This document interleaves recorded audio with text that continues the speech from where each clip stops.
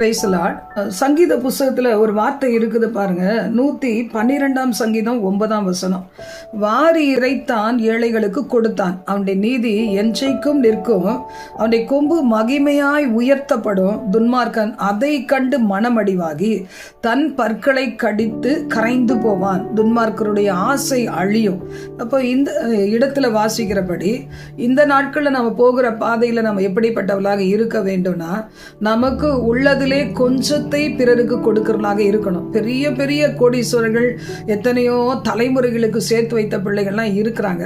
இன்னைக்கு நடக்கிற உலகத்தின் காரியங்களை பார்க்கும்போது எத்தனை கோடியா எவ்வளோ போட்டு கட்டின பில்டிங்கெல்லாம் அழிக்கப்படுது.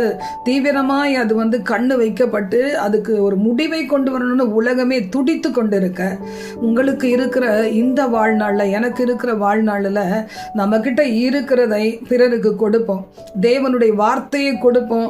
ஏழையை நல்ல ஒரு தரித்திரத்திலிருந்து தூக்கி எடுக்கிற கர்த்தரின் வார்த்தைகளை கொடுப்போம். கல்வாரியில ஆண்டவர் செய்த நன்மைகளை அவர்களுக்கு சொல்லி அவர்களுக்கு கொடுப்போம். அதே மாதிரி நம்ம கிட்ட இருக்கிறதை நாம் நம்மால முடிந்தவர்களுக்கு கொடுப்போம். அவங்க திரும்பி கொடுக்க மாட்டாங்க, கொடுக்க முடியாதவங்களா இருப்பாங்க. ஆனால் பரலோகத்திலே நமக்கான பொக்கிஷ சாலை நிரம்பிக் கொண்டே இருக்கும். God bless you.